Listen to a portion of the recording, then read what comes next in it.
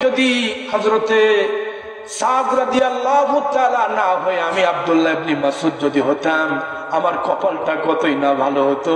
কারণ ইসলাম গ্রহণ করার পরে শহীদি মওত নিয়ে কবরের ভিতরে সে চলে গেল। নবীজি বললেন, আমার সাহাবীরা শোনো, কেউ যদি কোনো জান্নাতি বান্দাকে দেখতে চাও, কেউ যদি জান্নাতি কোনো বান্দাকে সাক্ষাৎ করতে চাও, তাহলে আমার প্রিয় সাহাবী হযরতে সাদ রাদিয়াল্লাহকে দেখে নাও। আল্লাহু আকবার বলেন। হযরত সাদ রাদিয়াল্লাহর দাফন কাফন শেষ হয়ে গেল। নবীজি দোয়া করে দিলেন। দেখতে পেলেন চারদিক থেকে হুরেরা ঘুরতেছে। নবীজি দোয়া শেষ করে মদিনার দিকে চলে যাবেন। সাহাবীরা ঘিরে ধরলেন, হুজুর আপনি জানাজার সময় যখন এই লাশটা কবরের ভিতরে নামায় দেওয়া হচ্ছিল, এই সময় আপনি মিসকি মুসকি হাসতেছিলেন, তাবাসসুম হাসিটা কেন দিলেন হুজুর বলেন? নবীজি বলেন, সাহাবীরা রে শোনো, আমি যা দেখতে পাই তোমরা তা দেখতে পাও না। আমি আসমান থেকে নামে দেখলাম, আসমান থেকে পরমার সুন্দরী হুরেরা দুনিয়ায় নেমে এসেছে। আল্লাহু আকবার বলেন। আমি দেখতে পেলাম তাদের পোশাকগুলি এত সুন্দর, তাদের পোশাকের ভিতরে এপাশ থেকে ওপার শরীরের সব দেখা যায়। এত সুন্দরী করে আল্লাহ হুরদেরকে বানায় কত প্রায় 70টা কাপড় তার শরীরে আছে, তারপরও তাদের শরীরের ভিতরে রক্ত চলাচল করতেছে। তার জান্নাতি মহিলাদেরকে দেখা যাবে, হুরদেরকে চেহারা আল্লাহ এত সুন্দর করেছেন। এত সুন্দর ডাগর ডাগর হুরেরা নাচতে নাচতে হযরত সাদকে নেওয়ার জন্য জান্নাতে তারা নিয়ে যাবে বলে তারা সামনে আসতেছিল, আমার সামনে তারা নাচতেছিল, গাইতেছিল। এই অবস্থা দেখে আমি হাসতেছিলাম। যখন দেখলাম কাছাকাছি চলে এসেছে, তখন মুখটা ঢেকে আমি অন্যদিকে ফিরে গেলাম। আল্লাহু আকবার বলবেন না? কি চমৎকার সাহাবী হযরতে সাদ রাদিয়াল্লাহু তাআলা আনহু। তিনি এইভাবে তখন তার জীবন দুনিয়ার থেকে বিদায় হয়ে চলে গেল। নবীজি দোয়া করলেন, শোনো রে ও আমার সাহাবায়ে কেরাম, শোনো, দুনিয়াতে কে ধনী কে বাদশা কে রাজা এত বাহাদুরি করার দরকার নাই। ইন্না আকরামাকুম ইনদাল্লাহি আতকাকুম। যার তাকওয়া বেশি, যার পরহেজগারিতা বেশি, যার দিনদারিতা বেশি, তার সম্মান আল্লাহর দরবারে আছে না নাই? আওয়াজ করে বলবেন, আছে না নাই? দুনিয়াতে 3 জন বান্দা এরকম দেখতে শুনতে কালো ছিল, কিন্তু আল্লাহর দরবারে তার সম্মান অনেক বেশি। এর ভিতরে হযরতে সাদ রাদিয়াল্লাহু একজন। 2 নম্বরে হযরতে বেলাল। কি নাম বললাম? বেলাল রাদিয়াল্লাহর নাম শুনি নাই এলাকায়, মনে হয় এরকম নাই। হযরতে বেলাল দেখতে শুনতে কালো ছিল, হাবশায় বাড়ি, এত সুন্দর সাহাবী। তিনি মদিনায় যখন আসলেন, ক্রীতদাস হয়ে হাত বদল হয়ে নবীর কাছে যখন আসলো, উমাইয়া ইবনে খালফের কাছে যখন আসলো, ওই রাস্তা দিয়ে আবু বকর রাদিয়াল্লাহু যাচ্ছিলেন, দেখলেন উমাইয়া এতটাই কষ্ট দিতেছে তাকে। তিনি মনে মনে ইসলাম গ্রহণ করেছিলেন। এই খবর পাওয়ার পরে হযরতে বেলাল রাদিয়াল্লাহকে এত কষ্ট তারা দিয়েছে, হারে বুকের উপরে বিশাল বড় ওজনের পাথর তুলে দিয়েছে।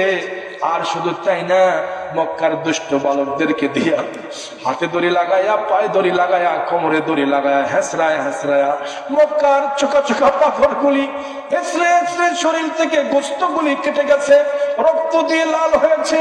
হযরত বেলাল রাদিয়াল্লাহকে বললেন, উমাইয়া শোনো। উমাইয়া বললেন, বেলাল শোনো, হয় মুহাম্মাদের কালেমা ছাড়বি, নইলে তোর জীবন শেষ করে দেব। হযরত বেলাল রাদিয়াল্লাহু তাআলা আঙ্গুলি উঁচু করে সেদিন বলেছেন, আহাদুন আহাদুন লা ইলাহা ইল্লাল্লাহ, লা ইলাহা ইল্লাল্লাহ, লা ইলাহা, লা ইলাহা ইল্লাল্লাহ মুহাম্মাদুর রাসূলুল্লাহ সাল্লাল্লাহু আলাইহি ওয়াসাল্লাম। কষ্ট হচ্ছে আপনাদের? খুব খেয়াল করে শুনে, অল্প সময় আলোচনা শেষ হয়ে যাবে। হযরতে সাদ রাদিয়াল্লাহু তাআলার মতো কালো সাহাবী দেখতে শুনতে হযরতে বেলাল রাদিয়াল্লাহু তাআলা উমাইয়া এতই কষ্ট দিল, শরীর থেকে গোশতগুলি আলাদা করে দিল। আরে ইসলাম থেকে তিনি এক চুল পরিমাণ সরলেন না। পরের দিন কষ্টের স্টিম রোলার আরো বাড়ায় দেওয়া হলো, বেলাল রে তোর জীবন কিন্তু শেষ হয়ে যাবে, দেখ চামড়া ছিলে শেষ, তোমার শরীরটা লাল হয়ে গেছে, গোশতগুলি কেটে কেটে রক্ত পড়তেছে। হযরত বেলাল বলে, আমি জীবন দিব, আমি শহীদ হয়ে যাব। যে কালেমা পেয়েছি, যে আমি কালেমার বায়াত আমি গ্রহণ করেছি, আমার জীবন চলে যাবে। কালেমায়ে শাহাদার ভিতরে যে মজা পাইছি, এটা আমি ছাড়তে রাজি নাই। কালমা শাহাদাতে আছে আল্লাহর জ্যোতি ঝিনুকের মাঝে লুকিয়ে আছে যেমন মতি, কালমা শাহাদাতে আছে আল্লাহর জ্যোতি, কালমা শাহাদাতে আছে আল্লাহর জ্যোতি। লিল্লাহে তাকবীর। হযরত বেলাল রাদিয়াল্লাহু বলেন আমি জীবন দিব, যে কালেমা পড়ছি এক চুল তোমরা শোনাতে পারবে না। বেলাল রাদিয়াল্লাহু তাআলা আনহু তিনি আবার তার উপরে তুমি স্টিম রোলার চললো, আবার সন্ধ্যাবেলায় উমাইয়ার কাছে ফেরত দেওয়া হলো।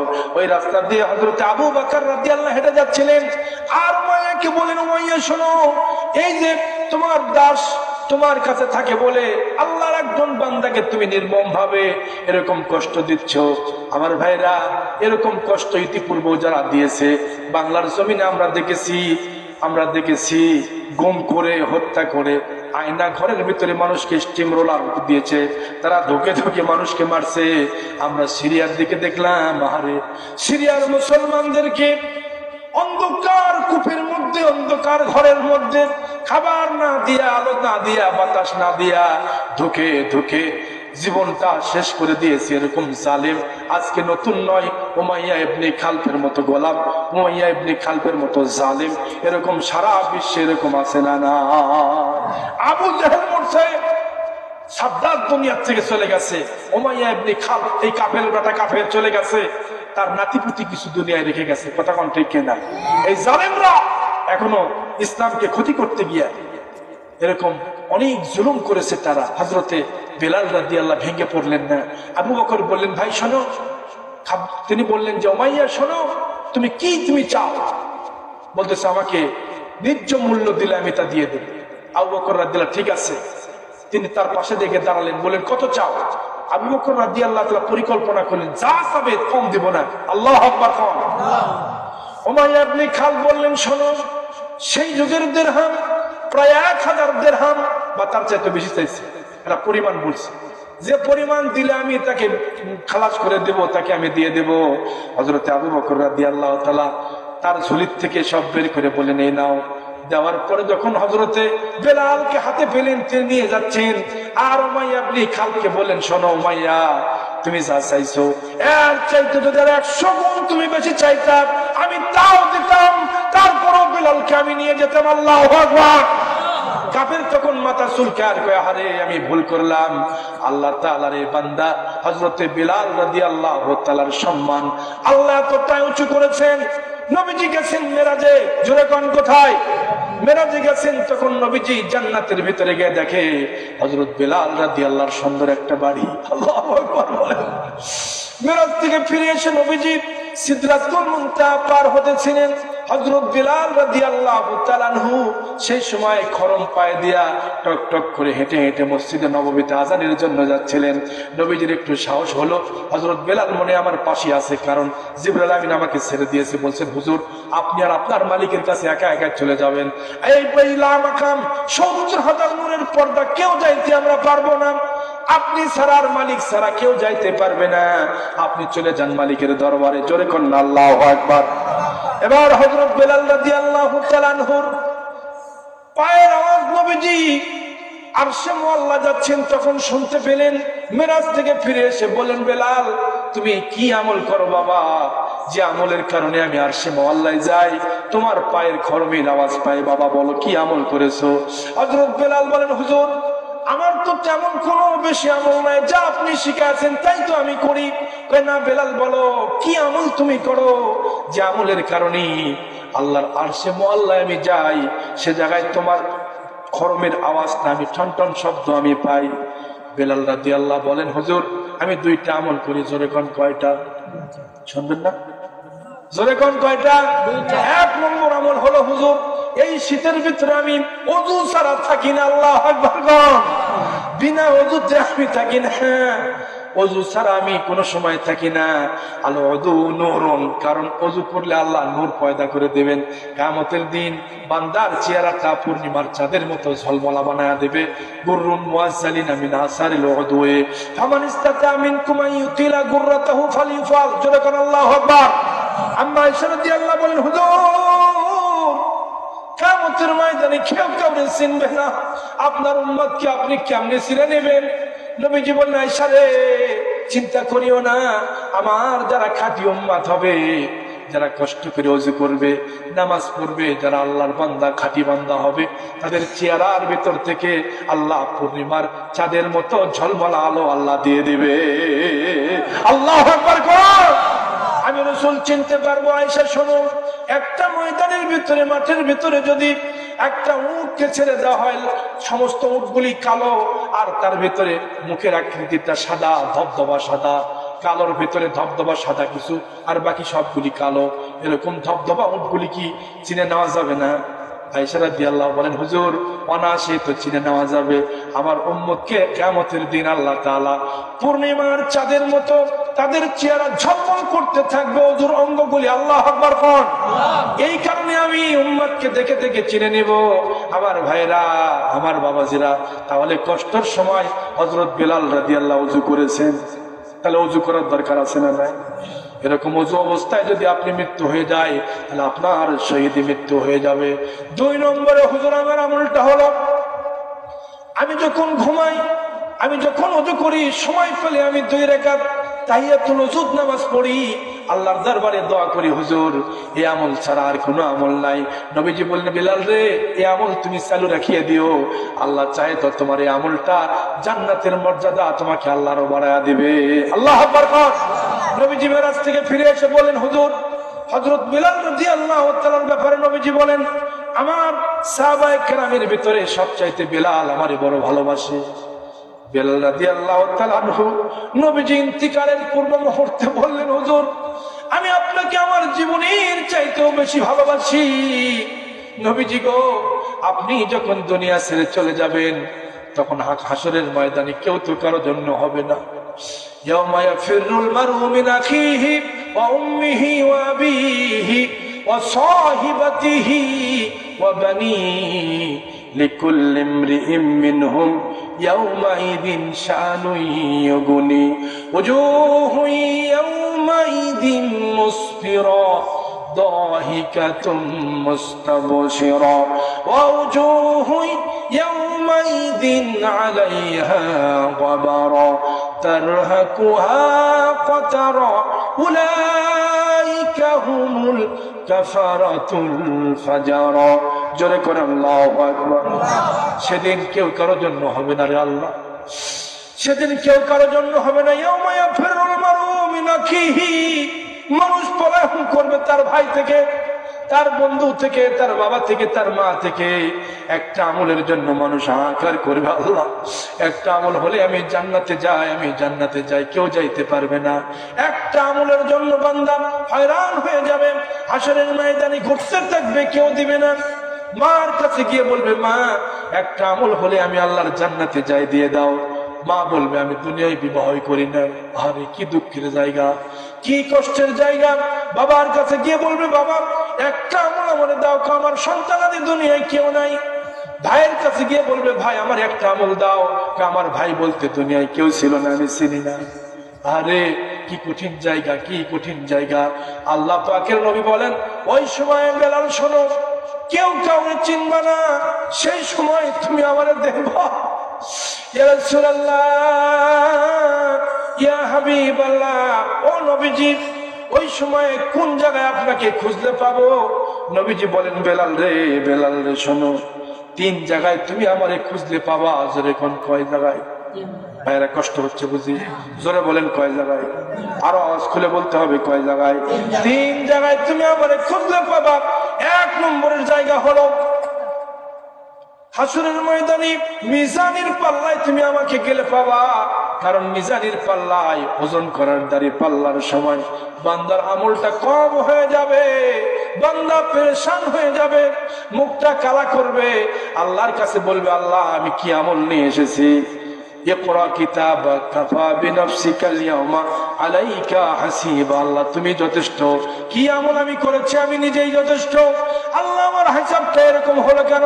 সেই সময় রহমতের নবী, তার নবী, আমাদের প্রাণের নবী মিজানের পাল্লায় দাঁড়িয়ে যারা নবীর আশিক, যারা নবীর পাগল ছিল দুনিয়াতে, এই দুনিয়াতে পাগলগুলিকে আশিকগুলিকে আল্লাহ নবী ভালোবাসবেন। হাসরের ময়দানে মিজানের পাল্লায় দাঁড়িয়ে ওই বান্দাদেরকে সামনে নিয়ে নবীজি বিসমিল্লাহ বলে আমলের পাল্লায় কি যেন আবার দিয়ে দেবেন। জোরে কোন আল্লাহু আকবার। সে আমলের পাল্লাটা ভারী হয়ে যাবে, বান্দা আল্লাহর কাছে হাসরের ময়দানে সিজদায় পড়ে যাবে, বলবে আল্লাহ আরে আমার আমলের পাল্লাটা হালকা ছিল। কে গো আপনি? কি আপনার পরিচয়? নবীকে উম্মত চিনবে না। উম্মত বলবে কে আপনি? কি আপনার পরিচয়? কোথায় আপনার বাড়ি? কি আপনার ঠিকানা? উম্মতকে বলবে উম্মত রে তুই জানিস না, জানিস না আমি সেই রহমতের নবী, মার নবী, দয়ার নবী। তুমি দুনিয়াতে আমারে বড় ভালোবাসো, মান হাব্বা সুন্নতি, আমার সুন্নতকে বড় ভালোবেসেছো। আর আমার সুন্নতকে যারা ভালোবাসে আমি নবী তার জন্য জামিনদার হয়ে আজকে বিসমিল্লাহ বলে তোমার আমলনামায় ঢুকায় দিলাম। নাও তোমার আমলনামাটা, পাল্লাটা ভারী হয়ে যাবে। বান্দা এবার আল্লাহ রসুলের দিকে তাকায় বলবেন হুজুর আমি তো বড় পাপী ছিলাম, আমি তো বড় নিকৃষ্ট ছিলাম, আমাকে আজকে মাফ করেছেন, আমার আল্লাহ আমারে মাফ করে দিয়েছেন। আজকে বড় বিপদের দিনে কেউ কাউরে সাহায্য করবে না, এই কঠিন দিনে আপনি আমার সহযোগিতা করলেন, সাহায্য করলেন। ইয়া রাসূলুল্লাহ, ইয়া হাবিবাল্লাহ, আমি আপনাকে হাসরের ময়দানে 3 জায়গায় পাবো। জোরে কোন কয় জায়গায়? জোরে বলেন কয় জায়গায়? 1 নম্বরে হাসরের ময়দানে মিজানের পাল্লায় আপনি আমারে পাবেন। কোন জায়গায়? মিজানের পাল্লায়। সেই সময় নবীজি ওই উম্মত গুনাহগারদেরকে নিয়ে জান্নাতের দিকে নিয়ে যাবে, অথচ ওই বান্দাগুলিকে হাতে বেরি লাগাবে, পায়ে বেরি লাগাবে, কোমরে বেরি লাগায়া ওই বান্দাকে হাসকায় হাসকায় টানতে টানতে জাহান্নামের দিকে নিয়ে যাবে। 2 নম্বর তুমি আমারে পাবে জাহান্নামের গেটের কাছে। আল্লাহু আকবার। জাহান্নামের গেটের কাছে আমি দাঁড়াবো বেলাল, কারণ হলো আমার উম্মতিরা জাহান্নামী যখন যাবে শিকল পড়ায়া হেসকায়া হেসকায়া টেনে টেনে আমার গুনাহগার উম্মতদেরকে নিয়ে যাবে। আমি সামনে দাঁড়ায় যাব, ফেরেশতাদেরকে বলবো ফেরেশতারা শোনো, আরেকবার এই বান্দার হিসাবটা নেওয়া হোক, চলো দেখি। এই বাবা না আমরা দেখেছি হিসাব, এই বান্দা জাহান্নামী হয়েছে, আমাদের পাল্লাটা তার হালকা হয়েছে, নেকির পাল্লা হালকা হয়েছে, গুনার পাল্লা ভারী হয়েছে, আমরা একে ছাড়বো না, আল্লাহর হুকুম পেয়েছি, জাহান্নামের দিকে নিয়ে যাচ্ছি। নবীজি বললেন আরেকবার অন্তত দেখি। ফেরেশতারা বলবে না, হবে না। নবীজি বললেন একবারের জন্য দেখো, চলো।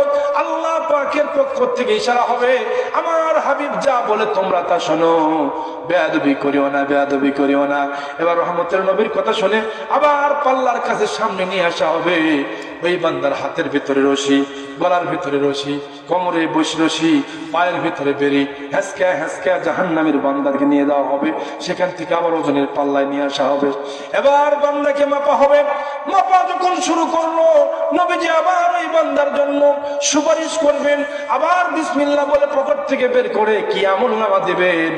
ওই আমলনামা পেয়ে বান্দা আল্লাহর এই বান্দাটা আবার পাল্লাটা ভারী হয়ে যাবে, বলবে না আল্লাহ এই লোকটা কি আমি চিনলাম না, কি আপনার পরিচয়, কি আপনার নাম? তিনি বলবেন উম্মত রে তুই আমারে চিনিস না, আমি হলাম দরদি নবী, রহমতের নবী, আখিরি জামানের নবী, নবী মুহাম্মদুর রাসূলুল্লাহ সাল্লাল্লাহু আলাইহি ওয়াসাল্লাম। বেলাল শোনো, 2 জায়গায় তুমি আমারে পাবে। 1 নম্বর মিজানের পাল্লা, 2 নম্বরে জাহান্নামের গেটে। 3 নম্বর জায়গা হলো পুলসিরাতের রাস্তায় তুমি আমারে পাবা। যে জায়গায় আমার উম্মতেরা, হাদিসের মধ্যে এসেছে পুলসিরাতের রাস্তা কিছু কিছু উম্মত আমার আছে 20 দিন গতির মতো পার হয়ে যাবে, তাদের কোনো চিন্তা থাকবে না। 1 নম্বরের যারা ইমানদার হবে তারা 20 দিন গতিতে পার হয়ে যাবে। কিছু আছে যারা ঘোড়ার উপরে সাওয়ার করার মতো চলে যাবে, কিছু আছে উটের মতো, কিছু আছে বাতাসের গতিতে, কিছু আছে আলোর গতিতে। এই করে করে আমার উম্মতেরা একে একে পার হয়ে যাবে। আল্লাহু আকবার বলেন। সবার শেষে গুনাহগার উম্মতেরা যারা একটু সামান্য পরিমাণ ঈমান আছে, ওই ঈমান নিয়ে পুলসিরাতের রাস্তায় উঠবে। পুলসিরাতের রাস্তা পার হতে গিয়া তার পায়ের ভিতরে আল্লাহ একটা ডিম লাইট জ্বালায়া দিবে। আল্লাহু আকবার। হাদিসের মধ্যে এসেছে এই ডিম লাইটটা মাঝে মাঝে মৃদু মৃদু করে জ্বলবে, যখন সে জ্বলবে তখন সামনে যাবে, এই করতে করতে তার পাও কেটে যাবে, কাটতে কাটতে রক্তপাত হতে হতে শরীর কাটবে। এই অবস্থার তার সঙ্গে কিছু বন্ধুরা, কিছু লোকেরা তাকে ফলো করে পিছনে আসবে, যারা কাফের মুশরিক অমুসলিম, তারা এই রাস্তা দিয়ে আসবে। তখন যখন আলো জ্বলবে তারা তাদের আলোতে আসবে, কিছু সামনে আসতেই আর তাদের আলো দেখতে পাবে না, তারা আগায় চলে যাবে। আমার বন্ধুগণ, যারা একদম দুর্বল মার্কা ইমানদার, তাদের আলো কিছু সময় জ্বলবে আবার বন্ধ হবে। এই করতে করতে হাত কেটে পা কেটে রক্তপাত হতে হতে কোন মতে এপার থেকে ওপার পার হয়ে যাবে। আল্লাহ বললেন, বান্দারে দুনিয়াতে কেন তুমি ভালো জায়গায় ভালো কাজ করো নাই? আজকে হাসরের ময়দানে তোমার থেকে তো বাঁচানোর কেউ নাই। কে তোমারে বাঁচাবে বান্দা বলো? তোমাকে বাঁচানোর জন্য তো আর কেউ নাই। আজকের এই দিনে আমাদের এই যে জান্নাতের প্যান্ডেলে বসেছি ভাইজান, এই প্যান্ডেলটা কিয়ামতের ময়দানে মুসিবতের সময়ে এই প্যান্ডেলটা আমাদের সামনে হাজির হয়ে যাবে। জান্নাতের এই বাগানটা যখন আমাদের সামনে, আল্লাহ বললেন, বান্দারে ভালো আমল করো নাই, তোমার আমল নামাটা দেখো। এই আমল নামাটা দেখতে দেখতে সামনে চলে আসবে। বান্দা যখন এই আমল নামাটা দেখবে বলবে, আল্লাহ আমি ভালো কাজ করি নাই, ঠিক আছে। এই যে মাহফিলে বসে এতক্ষণ ধরে কোরআন শুনেছি, নবীর হাদিস শুনেছি, আখিরাত পরকাল হবে, কিয়ামত হবে, এ ব্যাপারে আলোচনা শুনেছি। আল্লাহ এই জন্য কি তুমি আমার মাফ করবা না? এই যে ভালো জায়গায় বসেছিলাম, আল্লাহ আল্লাহর দয়া হয়ে যাবে। আল্লাহ রব্বুল আলামিন ওই বান্দার দিকে তাকায়া এই মাহফিলকে ওসিলা করে আল্লাহ মাফ করে দিবেন। এমন কি করতে আল্লাহ পারে কিনা? পিছনের ভাইয়েরা দূরে বলেন, পারে কিনা? সেই জন্যই তো এই মাহফিল কিয়ামতের দিন নাজাত হয়ে যাবে। এই জন্য হযরত বেলালকে নবীজি বলেছেন, বেলাল রে দুনিয়াতে টেনশন করিও না, তুমি কালো হইতে পারো, কিন্তু সম্মানের দিক থেকে আল্লাহ রাব্বুল আলামিন তোমাকে অনেক বড় দামি বানায়। জোরে কন্যা আল্লাহু আকবার। আমার ভাইরা, এজন্য শুরুতেই যে আলোচনা করেছিলাম, আমরা মরে যাব, আমরা কিছুই থাকবো না, আমরা লাশ হয়ে যাব, শেষ হয়ে যাব, পৃথিবীতে আমরা থাকতে আসি নাই। আমার ভাইরা, এই আলোচনা থেকে আমরা কি শিখলাম? এক নম্বরে শিক্ষা হলো পরকালের আখিরাতের আসর, পরকাল আখিরাত, কবরের জন্য মাল সামানা জোগাড় করার দরকার আছে না নাই? জোরে বলবেন, আছে না নাই? কিয়ামত হবে, আমি কি আমল নামা নিয়ে আল্লাহর সামনে দাঁড়ায় যাব। এই জন্য ভালো আমল যদি না করতে পারি, এক নম্বরে আমল হলো আল্লাহ পাকের কোরআন থেকে আমাদের জীবন গড়ান লাগবে। জোরে কোন? কার থেকে? কোরআন থেকে। জোরে বলেন, কার থেকে? এই কিতাব থেকে আমাদের জীবনকে শুদ্ধ করে নিতে হবে, আমাদের জীবনকে কোরআন দিয়ে পরিচালনা করা লাগবে। জোরে কোন আল্লাহু আকবার। প্রিয় ভাইরা, এই জন্য কবর যে হবে, মুনকার নাকিরের সওয়াল জবাব যে হবে, আখিরাতে যে যাওয়া লাগবে, এ কথা চিরন্তন সত্য। সবচেয়ে পৃথিবীতে সত্য কথা কোনটা? সবচেয়ে সত্য কথা হলো মৃত্যু। মৌত যে হবে এটা সুস্পষ্ট, আমাদের কেউ অস্বীকার করার কোন সুযোগ আছে কি? আমরা মরবো না, আমরা দুনিয়ায় আজীবন বেঁচে থাকবো, এ কথা কি বলার সুযোগ আছে? আমার বাবারা আজকে যারা দাদা ছিলেন, দাদারা, তার দাদারা, পর দাদারা, আজকে তারা আছে, আমরাও চলে যাব, থাকবো না। এলয় হয়ে যাবে পৃথিবী, ক্ষয় হয়ে যাবে পৃথিবী, আমরা কেউ থাকবো না, কেউ থাকতে আসি নাই। চিরকাল দুনিয়া থাকার জায়গা? জোরে বলেন, দুনিয়া চিরকাল থাকার জায়গা? পুরুষ চলে যাবে, নারীরা চলে যাবে। আমার পর্দার অঞ্চলের মায়েরা আছে না? কি বলেন, আছে না নাই? মাদের জন্য দুইটা নসিহত। জোরে বলেন, কয়টা? নবীজি বলেছেন, আমার পর্দার অঞ্চলের মায়েরা, আপনাদের জন্য বেশি ওয়াজ না, দুইটা। নবীজি মেরাজ থেকে ফিরে এসে বলেন, মহিলারা দুই কারণে বেশি জাহান্নামী। কয় কারণ? জোর হলো না, কয় কারণ? দুই কারণ। দুই কারণে মায়েরা জাহান্নামী হবে। এক নম্বরে নবীজি বলেছেন, তাকসিরুনাল লানা, বেশি বেশি করে তারা ভর্ৎসনা করে, লানত করে, তারা অভিশাপ করে, ঝগড়া বিপদ বাঁধলে বেশি বেশি করে লানত করে। মেয়ে মেয়ে যখন ঝগড়া হয়ে যায়, কোমরে গামছা বাঁধে, যেভাবে তারা চিল্লা পাল্লা করে, মেয়ে মেয়েরা একজন আরেকজনের ধ্বংস কামনা করে, লানত করে, ভর্ৎসনা করে, আছে না নাই? জোরে বলেন, আছে না নাই? এই সমস্ত বেপরদা মহিলারা কিয়ামতের দিন সবচেয়ে বড় আযাব তাদের হবে। এটা একটা জাহান্নামে যাওয়ার কারণ। লানত করা, ভর্ৎসনা করা, মানুষের অকল্যাণ কামনা করা।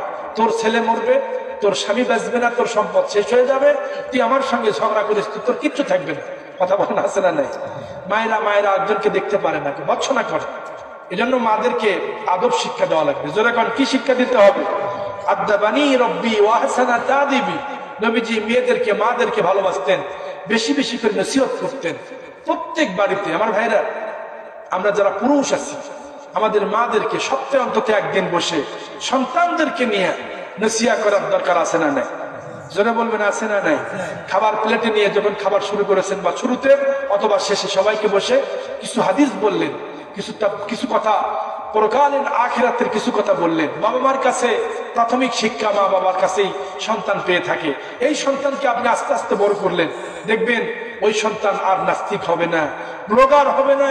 সে যে শিক্ষায় গ্রহণ করুক, মা বাবার কাছ থেকে যে প্রাথমিক শিক্ষাটা ইসলামের সাবস্টেন্স, প্রথম যে শিক্ষা ইসলামের সবচাইতে প্রথম, আপনি দেয়াল যখন দেবেন বড় করে, ভিতটা বড় করে দেবেন, ঠিক কিনা?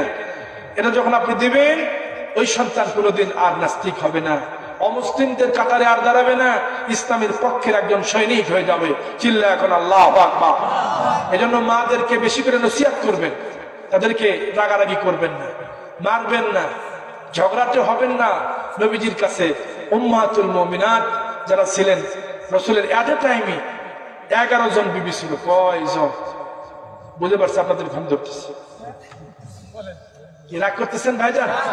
তবরকের সিগন্যাল পালি 12টা বেজে যাচ্ছে প্রায়, আমি শেষ করে দেবো ইনশাল্লাহ। প্রায় 2 ঘন্টার মতো হয়ে গেছে ওয়াজ প্রায়। আমি আর কষ্ট দিব না, আমি মা বোনদের যে কথাটা ধরেছি এটা বলি শেষ, কষ্ট হবে? তাহলে কি বলতেছিলাম শোনেন। যে কথাটা বললাম যে কিয়ামতের ময়দানে বিপদে পড়বে মহিলারা 2 কারণে। একটা হলো বেশি বেশি করে ভৎসনা করা। নবীজির এট এ টাইমে বিবি ছিল 9 জন। জোরে কোন কয়জন? নবীজির কাছে উম্মাতুল মুমিনাত বলেন, হুজুর আপনি 9 জন বিবির মধ্যে সবচেয়ে বেশি ভালোবাসেন কাছে বলেন তো? আচ্ছা আপনারা বলেন। এই প্রশ্নের জবাব সহজ না কঠিন? কথা বলতেছেন না। নবীকে জিজ্ঞাসা করেছেন, ইয়া রাসূলুল্লাহ আপনি যে 11 জন বিবি নিয়ে আপনি এত সুন্দর নসিহত করলেন, সবাই আমরা মুগ্ধ হয়েছি আপনার কথা শুনে। পরকাল আখিরাত হিসাব নিকাশ কিয়ামতের দিন আপনি আমাদের কিভাবে পাশে সহযোগিতা করবেন সব বললেন। খুবই ভালো লাগলো হুজুর, বলেন। অনেক ভালো শুনেছি হুজুর, বলুন তো এতগুলি বিবির মধ্যে আপনি কোন বিবিকে বেশি ভালোবাসেন বলেন তো? এই প্রশ্নটার জবাব সহজ না কঠিন? আওয়াজ খুলে বলবেন, সহজ না কঠিন? নবীজি বললেন আমার স্ত্রীরা। উম্মাহাতুল মুমিনাতদেরকে নবীজি বললেন, হে আমার স্ত্রীরা, এই প্রশ্নের জবাব আগামীকাল দেব। আল্লাহু আকবার কোন? নবীজির প্রত্যেকটা প্রশ্নের ভিতরে হিকমত আছে না নাই? জোরে বলবেন আছে না নাই? নবীজি বললেন ঠিক আছে, আগামীকাল আমি ইশার নামাজের পরে আবার সবাই বসবো, আমরা এক কক্ষে বসে আমরা আবার নসিহত করব। এই সময় আমি বলবো যে সবচাইতে কাকে বেশি ভালোবাসি। আল্লাহু আকবার কোন? পরের দিন সকালে নবীজি বের হলেন, পকেট ভর্তি খেজুর নিলেন, খুরমা, যেগুলি পাকা না, একটু একটু শুকনা টাইপের খেজুর পকেট ভর্তি নিয়ে একজন একজন করে দেখা করলেন। প্রথমে হযরত আয়েশা রাদিয়াল্লাহু তাআলা বললেন, আয়েশা তোমার জন্য 2টা খেজুর দিলাম, খবরদার কাউরে বলবা না। আল্লাহু আকবার কোন?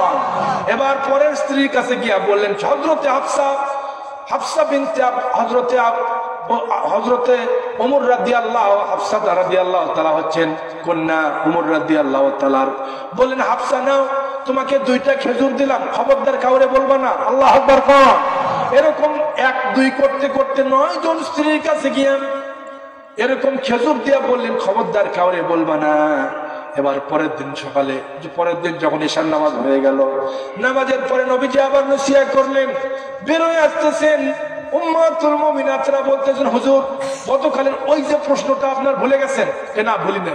তাহলে এখন বলেন কোন স্ত্রীকে আপনি বেশি ভালোবাসেন? নবীজি হাসতে হাসতে বের হচ্ছেন আর বলতেছেন, স্ত্রীরা শোনো, গতদিন সকালে, এই যে দিনটা গেল সকালে, যাকে আমি 2টা খেজুর দিয়েছি তাকেই সবচাইতে বেশি ভালোবাসি। আল্লাহু আকবার কোন? স্ত্রীরা সবাই মুস্কি মুস্কি হাসে। হযরতে আয়েশা রাদিয়াল্লাহু মুস্কি মুস্কি হাসে, আর একজন বিবি তিনিও মুস্কি মুস্কি হাসে। তারা সবাই বলতেছে মনে মনে, আল্লাহ রাসূল বুঝি আমাকে সবচাইতে বেশি ভালোবাসে। আল্লাহু আকবার। তাহলে রাসূল সাল্লাল্লাহু আলাইহি ওয়াসাল্লাম বিবি পালতে গিয়া 11 জন বিবি, একই টাইমে 9 জন ছিল নবীজির। 9 জন স্ত্রীকে আল্লাহ রাসূল লালন পালন করেছেন, তাদের কাছে আদর্শ দিয়েছেন। আমরা একজন বউ পালতে পারি না, আমাদের দেশে একজনের জ্বালাই সইতে পারি না। দুইজন তো আরো দূরের কথা, হতা ঠিক না? আল্লাহ তাআলা কোরআনে বলেছেন মাসনা ওয়া সুলাসা ওয়া রুবা, বিবাহ করলে তুমি 2টা করো, পারলে 3টা করো, না পারলে যদি আরো সহজ থাকে 4টা করো। ওয়াইন খিফতুম, যদি ভয় করো, আনতা দিলু, তোমরা আদেল ন্যায়পরায়ণ হতে পারবে না, তাহলে একটা বিয়ে করো। কয়টা? বাংলাদেশে একটা নিয়ে চিন্তা করে যুবক ভাইরা, 2টার যায় না মারামারি চাইনিজ করে দিতে শুরু হয়ে যাবে, কথা ঠিক না? এই জন্য একটা বউ আমরা ট্যাকেল দিতে পারি না। বিশ্বনবী মানবতার পরম বন্ধু, তিনি এট এ টাইমে 9 জন বিবিকে সামাল দিয়েছেন। আবার বলেছেন যে তারা সবাই বলেছে আল্লাহ রসুল সবচেয়ে বেশি আমাকে ভালোবাসে। আল্লাহ আকবার বলবেন না? জোরে বলেন না আল্লাহ আকবার। আমার বন্ধুগণ, এই জন্য আমাদের দেশে বিবাহ করতে চাইলে আমাদের বিবিদেরকে দিনদারিতা দেখে বিবাহ করার দরকার আছে না নাই? জোরে বলবেন আছে না নাই? দিনদারিতা যেখানে আছে সেখানে আল্লাহ তাআলা বরকত লুকিয়ে রেখেছেন। নবীজি আরেকটা কথা বলেছেন জাহান্নামে যাওয়ার, ওয়া তুকসিরুনাল লানা ওয়া তাকফুরুনাল আশিরা, 2 নম্বর কারণ হলো জাহান্নামে যাওয়ার, তা হলো মায়েরা স্বামীদের নাশুকরিয়া করে। কি করে কোনটা? স্বামীরা তাদের স্ত্রীকে যা দেয় তাতে সে খুশি না, এতটা দেয়। একটা এই যে শোকেজের ভেতরে কাপড়, এত পরিমাণ কাপড় আছে, একটা রুমাল রাখার জায়গা নাই, তারপরও বলে আমাকে একটা 3 পিস ভালো দেখে কিনে দিল না, আমার কিছুই দিল না। এরকম না শুকরিয়া মহিলারা একটু বেশি করে। আল্লাহ রাসূল বলেছেন না, তুমি স্বামীর উপরে না শুকরিয়া করিও না, তাহলে আপনার বারাকা আল্লাহ উঠে নেবে। আমার মায়েরা 2টা ওয়াজ করেছে আপনাদের জন্য। কয়টা? আর কোনোদিন ভৎসনা করবেন না। 2 নম্বরে, স্বামী যে হালতে রাখে আপনি খুশি থাকবেন। আপনি যদি খুশি থাকেন তাহলে খুশি হবেন তিনি কে? যদি বলেন আপনার খুশিতে খুশি হবেন কে? যে হালতে আছি আপনার স্বামী আপনাকে যা দিচ্ছে তাতে আপনি খুশি থাকবেন। আল্লাহ আপনার উপরে সাকিনা নাজিল করবে, বারাকা নাজিল করবে, আপনার স্বামীর খেদমত করবেন। মায়েরা পর্দার অন্তরে যারা আছেন, যে যেখানে আছেন, এখন দোয়া হবে ইনশাআল্লাহ। এর পূর্ব মুহূর্তে ভাইরা, এই যে আমাদের বিশাল আয়োজন, চমৎকার একটি আয়োজন, সালনা জামি মসজিদ কর্তৃক আয়োজিত তাফসীরুল কুরআন মাহফিল, ইসলামী সব মাহফিল। আজকের এই মাহফিলের সম্মানিত অতিথি জনাব, প্রধান অতিথি জনাব আলহাজ আলী আতোয়ার তালুকদার ফজু ভাই, তিনি আছেন না গেছেন? কি বলেন, আছেন না গেছেন?